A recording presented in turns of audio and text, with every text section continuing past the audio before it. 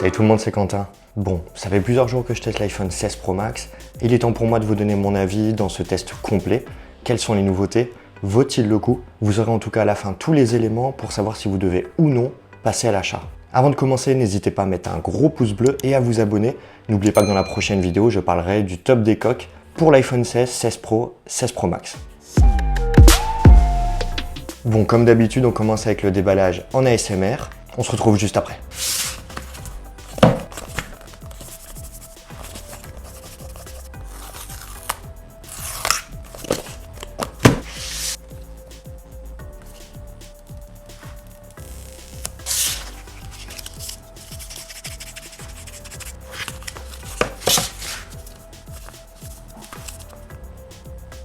Alors, vous en avez pensé quoi de cette ASMR?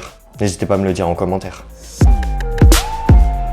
La configuration vous prendra que quelques minutes, elle vous permet de configurer notamment quelques fonctionnalités, Always On, Face ID, Apple Pay ou encore le bouton contrôle. Comme toujours, je vous conseille de le configurer comme nouvel appareil et de ne pas faire de transfert depuis votre ancien appareil ou depuis une sauvegarde, notamment d'iCloud. Avant de continuer, dites-moi en commentaire si vous comptez acheter l'iPhone 16 et bien sûr quel modèle.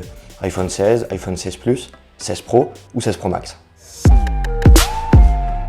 Côté design, depuis l'année dernière, Apple a délaissé au niveau des tranches l'acier inoxydable pour passer sur du titane, ce qui lui permet de proposer un appareil beaucoup plus robuste et bien sûr plus léger en main. Avec l'iPhone 16 Pro, 16 Pro Max, Apple introduit une nouvelle couleur titane sable. Une couleur plus chaude que le titane naturel et qui vient compléter la gamme avec le titane blanc et le titane noir.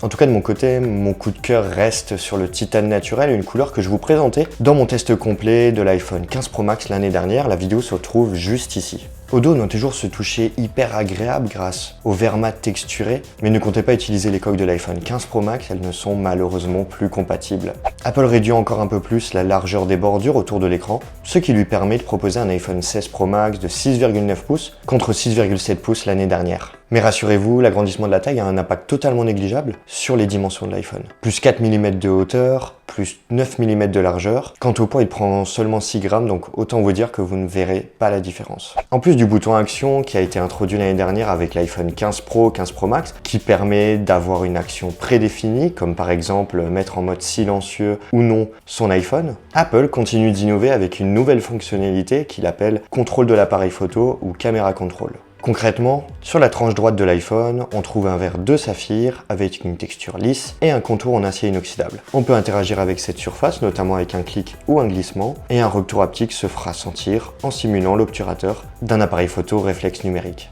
Si on veut prendre une photo en instantané par exemple, il suffit de cliquer une première fois pour lancer l'appareil photo et une seconde fois pour prendre la photo. Autre action, quand on prend une photo, appuyez légèrement puis glissez pour zoomer ou dézoomer.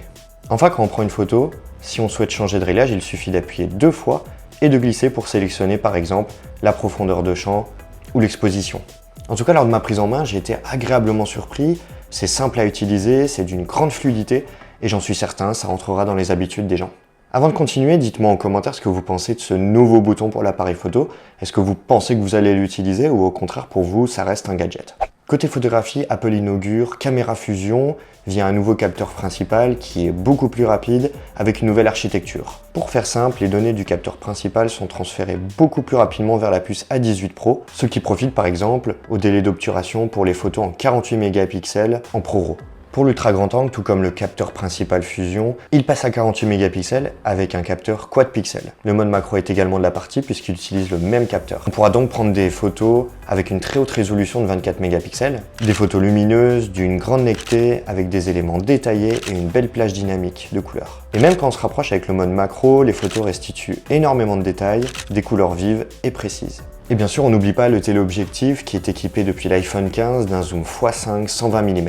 Une bonne stabilisation avec des photos lumineuses, détaillées et des couleurs fidèles. Du coup, si on récapitule un peu tout ça, le bloc photo est équipé d'un capteur ultra grand angle x5, 13 mm, un capteur fusion x1 en 24 mm, x1,2 en 28 mm et x1,5 en 35 mm, le téléobjectif x2 en 48 mm et le téléobjectif x5 en 120 mm. Le format ProRAW en 48 mégapixels équipe maintenant le capteur principal, l'ultra grand angle et le mode macro. En collectant autant d'informations sur nos photos, on pourra les éditer via un logiciel comme Lightroom et ainsi laisser libre cours à notre créativité. L'application photo tire parti de la puce A18 pour offrir de nouveaux styles photographiques et des fonctionnalités d'édition avancées. On peut par exemple personnaliser les différentes nuances d'une photo en ajustant les couleurs. Également, grâce à un pavé de commande, on peut régler simultanément les tons et les couleurs. En tout cas, dans mes tests, j'ai été agréablement surpris par la précision dans la distinction des différents éléments qui composent la photo. Les ajustements sont appliqués à des couleurs spécifiques, ce qui fait qu'on n'a pas la même nuance sur l'ensemble de la photo. À noter d'ailleurs qu'avec commande de l'appareil photo, on peut parcourir les différents styles afin d'avoir un aperçu en temps réel du style appliqué.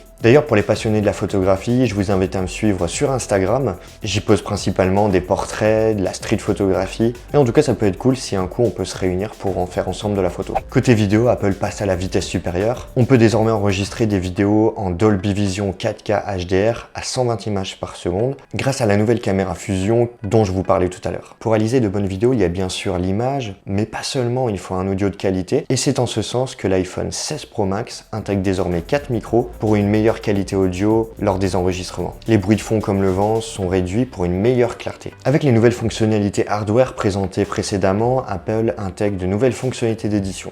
On peut déjà ajuster la vitesse de lecture après un enregistrement pour l'adapter à nos envies. Et c'est génial parce que ça ouvre vraiment de nouvelles possibilités sans avoir besoin de passer par un logiciel de montage.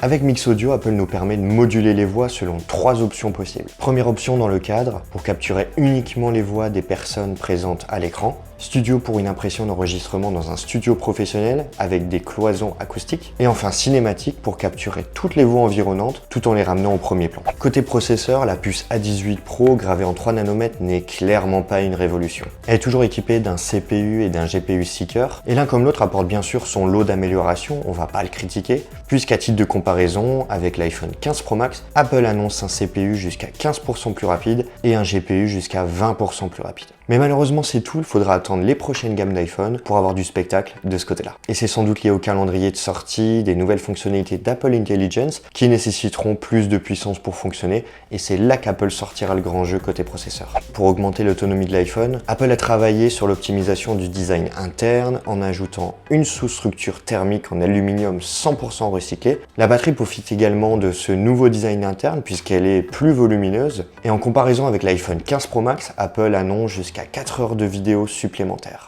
Mes premiers tests montrent effectivement que la batterie tient mieux dans la durée, là où j'avais vraiment du mal à tenir plus d'une journée avec l'iPhone 15 Pro Max en utilisation normale. L'iPhone 16 Pro Max me permet de tenir jusqu'au lendemain matin. Et d'ailleurs, on reprochait beaucoup aux iPhones, notamment l'année dernière, qu'ils chauffaient beaucoup trop. Cette année, c'est totalement le contraire. Je suis agréablement surpris et c'est beaucoup plus sympa à prendre en main, en tout cas, et beaucoup plus agréable aussi dans l'utilisation au quotidien. Avant de continuer, n'hésitez pas à me laisser un commentaire. Si vous avez la moindre question, j'y répondrai avec plaisir. Côté gamme, l'iPhone 16 Pro Max est disponible en titane sable, titane naturel, titane noir et titane blanc. Côté stockage, on est toujours à 256, 512 Go et 1 Tera. Pas de 2 Tera comme on pouvait le croire d'après certaines rumeurs. Côté prix, l'iPhone 16 Pro Max est vendu à partir de 1 479 € pour la version 256 Go, un prix qui est identique à ce qui était déjà proposé l'année dernière. Pour accompagner ce nouvel iPhone, Apple propose toujours sa coque en silicone, mais avec de nouvelles couleurs. Gris minéral, carambole, outre-mer ou encore prune. A noter qu'Apple n'a pas reconduit sa coque en tissage fin qui, pour rappel, avait été introduit l'année dernière en remplacement de la coque en cuir pour un souci écologique. Par contre, vous trouverez bien sûr toujours en tissage fin le porte-clés pour AirTag, mais également le porte-carte MagSafe. En tout cas, je vous mets bien sûr tous les liens en description. Il est temps de vous donner mon avis, en tout cas je note déjà quelques points positifs. La fonctionnalité caméra contrôle est un vrai plus pour les passionnés de la photo qui utilisent l'iPhone 16 Pro Max comme caméra principale. Comme d'habitude, Apple a combiné son savoir-faire, notamment en termes de hardware et de software, pour combiner les deux et offrir une expérience utilisateur optimale. Ça permet d'éviter de poser le doigt sur l'iPhone et de se concentrer réellement sur le message qu'on souhaite faire passer à travers la photo. Côté bloc photo, Apple met son ultra grand angle au niveau de celui de ses concurrents avec 48 mégapixels. Il manque plus que le téléobjectif x5 en 120 mm pour que ça soit parfait. On espère vraiment que ça soit l'année prochaine en tout cas. Et enfin, c'est pas des moindres pour ceux qui veulent réaliser du contenu vidéo professionnel. Le fait d'avoir maintenant du Dolby Vision 4K 120 images par seconde et le mix audio, ça apporte un vrai plus aux vidéos qu'on réalisera à partir de l'iPhone. Par contre, moi, il y a quelque chose qui m'embête, on peut pas vraiment dire que l'iPhone 16 Pro Max se démarque de l'iPhone 16. Et j'espère vraiment qu'Apple reverra sa copie l'année prochaine. Comme on a pu le voir, les grosses nouveautés se réduisent à la photographie et à la vidéo. Et les autres nouveautés, comme la taille de 6,9 pouces, la batterie ou la puce A18 Pro, ne constituent pas de réels arguments qui justifieraient de passer à l'iPhone 16 Pro Max. Et bien sûr, en parlant d'achat, si vous ne prévoyez pas de tirer parti de ces évolutions pour réaliser par exemple du contenu professionnel côté vidéo, je vous conseille plutôt d'investir dans l'iPhone 16, qui est un sérieux concurrent si on regarde les nouveautés. Caméra contrôle, la puce A18, le capteur principal à 48 mégapixels, ou encore la vidéo en Dolby Vision à 60 images par seconde. Enfin, si on tient compte de l'iPhone que vous avez cette année, si vous avez jusqu'à l'iPhone 13 Pro, 13 Pro Max, ça pourrait justifier de passer à l'achat cette année et d'acheter l'iPhone 16 Pro ou 16 Pro Max. Par contre, si vous avez un modèle au-delà de celui-ci, je vous conseille réellement d'attendre l'année prochaine. Voilà, cette vidéo est maintenant terminée, j'espère vraiment qu'elle vous a plu. N'hésitez pas à mettre un gros pouce bleu et surtout à vous abonner. N'oubliez pas que la prochaine vidéo portera bien sûr, comme tous les ans, sur le top des coques pour iPhone 16, 16 Pro, 16 Pro Max. Allez, portez-vous bien, à la prochaine, salut!